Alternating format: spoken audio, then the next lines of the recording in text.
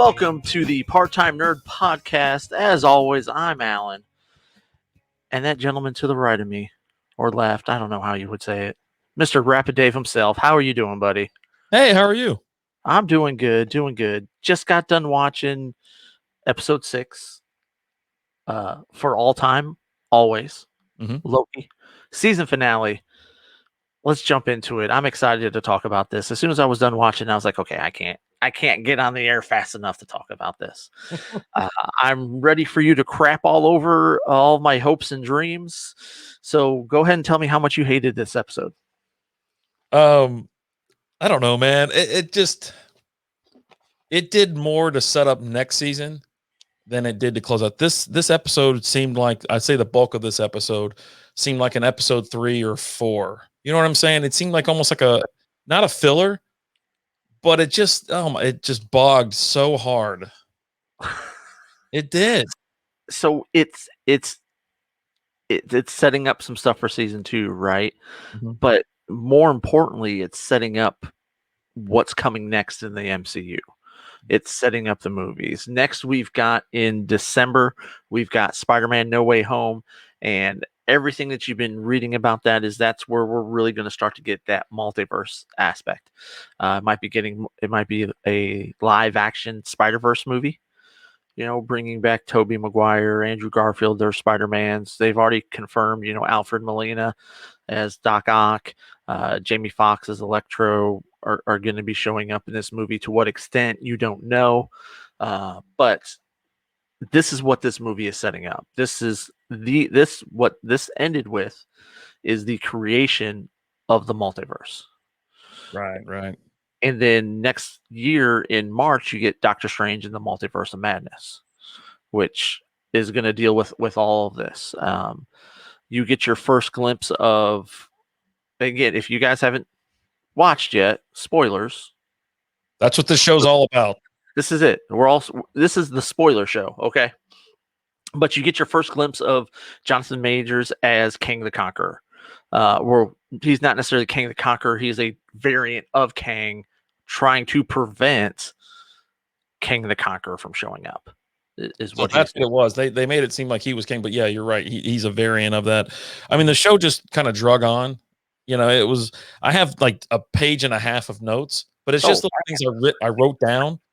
Like I can share them later. Maybe I'll start sharing these out on Instagram or something like that, because obviously we don't talk about every single line, everything I write down. But yeah, it was just like I have a note here. It says, why does the animated clock sound like it's from Savannah, Georgia, but everybody else is from England?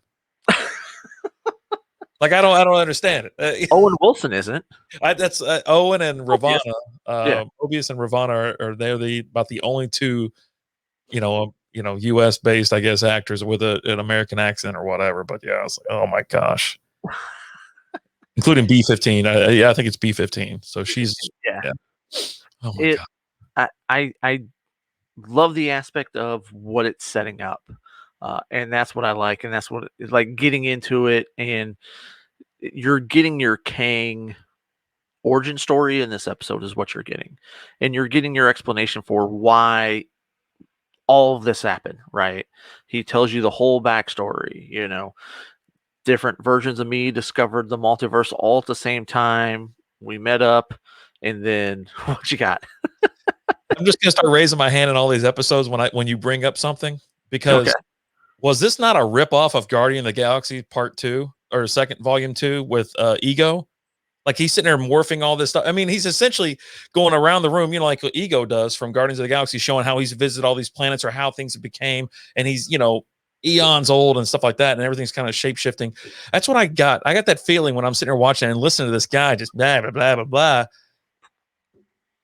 I'm just like, buddy, did they just rip off everything? I mean, it's still part of Marvel, so fine. But it's not a rip off, because Ego wasn't controlling time, right? Right. Wasn't maintaining this one sacred timeline, as they call it, to make sure that you don't have all the different multiverses and all the different versions of Kang in there, so that you have that one that just completely takes over, right? But it was, I definitely enjoyed it. I thought it was really good.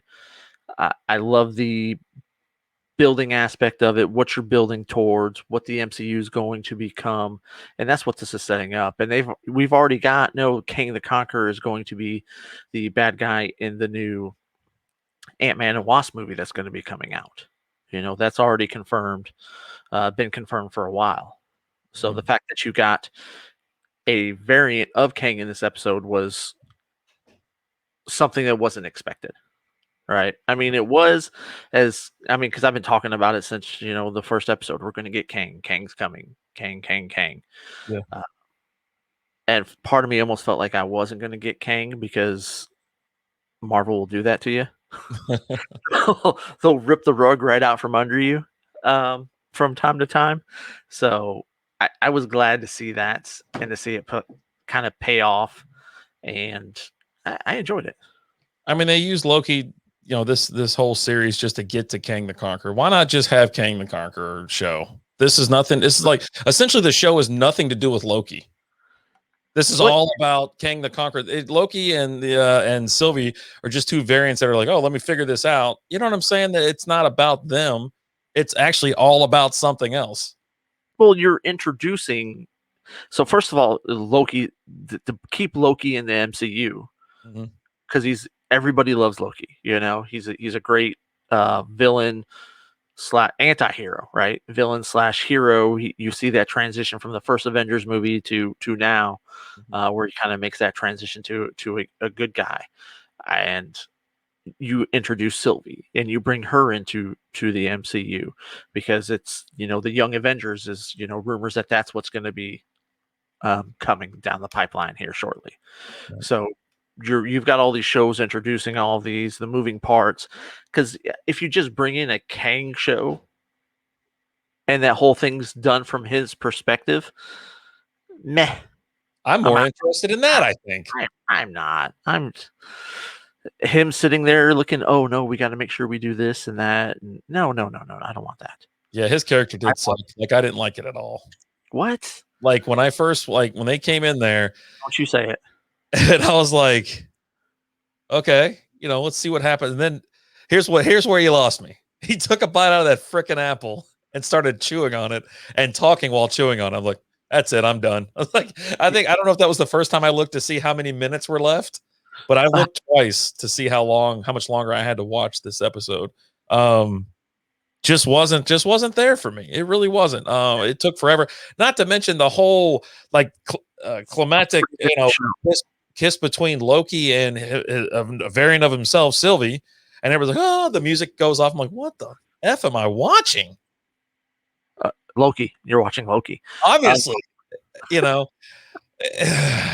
Buddy, I just this whole episode was a massive disappointment until the end. Okay. If you guys just want to skip all this crap and just want to know where we're going, you could save yourself 40 minutes. No. But you've got to watch it because it gives you the explanation. It gives you why the TVA was created, why it's there, its purpose, the purpose it serves, and right. What he's doing and why he's doing it. But at the same time, you're also questioning, well, how do we not know he's not the awful variant of Kang? Right. You don't. Which they never refer to him as Kang. He's referred to as he who remains. Oh, he who remains. Okay. Yeah, he who remains is what he's kind of referred to as. But he's, he mentions he's been called several things, and Conqueror is one of them. I wonder why. I mean, why they? Why was Sylvie? She just did not like this guy and just wanted to kill him and go at it. You know what I mean? Like the last 15 minutes of the show is her taking shots and swings at him and whatnot. And well, you should know why she wanted to, because he had her removed from her timeline when she was a kid and she spent her whole life running. You think he's doing that? Is he the guy that's relaying this information down to make sure this all needs to be done? Or is this like middle management screwing things up? No, it's because I'll be honest, Ravonna is a screw up. She's terrible at her job. I don't. She is my least favorite actress or actor in this entire movie. I was actually going to ask you who was your favorite through this season 1, your favorite actor or just your character. Let's say character I mean, you got Loki. I love Loki. I love Mobius. Mobius was great. I'm sad he didn't get to ride a jet ski. Um, Still, hey, we got still season time. 2. We got season 2. Yeah. Hold out hope. Before we spoil the very end, but yeah. So I had Mobius or Casey. Casey is the guy that runs the front desk. That guy is low key hilarious. He That is. He dude's funny. is. He there was actually theories out there Uh-huh. that he was actually King. Casey was. And it's just he's bumbling and whatever, and he's just there in the background, staying off the radar, and he's in like a disguise, and he's actually like Kang or like a variant of Kang. I would have loved it. Would have loved it. For that. I mean, for me, I think that would have been like, okay, really, like, but no, Casey was great. Um, I loved Kid Loki. Like Kid Loki is cool. Like 1 minute he's talking about his Nexus event. I killed Thor, and then the next minute he's sitting in a throne drinking a high C Kool-Aid, a juice box. Yeah, Right? yeah, he's big Like, juice. I and think then everybody's favorite, it's not really a major character, but Alligator Loki took over the scene. took over. So that's the reason I didn't really ask you about that because I was like, let's leave that. But I wanted the favorite actor or character or something like that. Yeah, it's for me. I love Tom Hiddleston. I loved his Loki is awesome, and I love the Loki Mobius relationship, Yeah. right?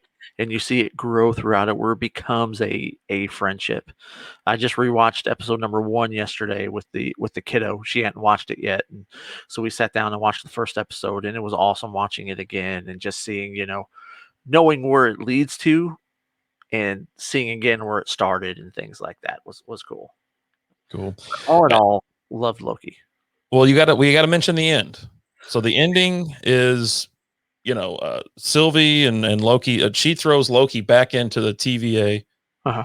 He's running around looking for Mobius. Yep. Finds Mobius. Mobius has no idea who he is. No clue. And neither does Him or B-15. B-15, yeah, they have no clue. They have no idea who he is. Where a minute ago they were sitting there looking at it. They're looking at the big screen and seeing all the timelines, and they're like, okay, where do we go from here? And then it cuts to them seeing it again, and you see that now instead of there being 3 timekeepers, there's 1. Yep. And that's King the Conqueror, right? You see the statue there. You see that we now have King the Conqueror. He's in the MCU. You've got how many? I forgot to write it down. How many different timelines did they say there were? I don't know. I think spliced like crazy. I think they threw a number out there though, and I want to say it was like 40 or 60. I can't remember exactly how many there were that actually ended up on there, but yeah, they said an actual number for that. 22? Huh? All 22 new timelines created by the variant? There's no way it's 22. No, it was. I'll have to go back and watch it and get From that number. Screen Rush. I don't know. So, but it's. I love what it's setting up. You got your end credit scene where it confirms season 2 with Loki. Mhm. I enjoyed it overall. Overall thoughts of the series, I really enjoyed it. I liked it. It's right there with Falcon and Winter Soldier for me. WandaVision was good. I did enjoy it. I did like what it's setting up. It was the first thing that kind of starts setting up that multiverse with the end scene with Wanda going through everything. But I enjoyed Loki a lot. What are your overall thoughts?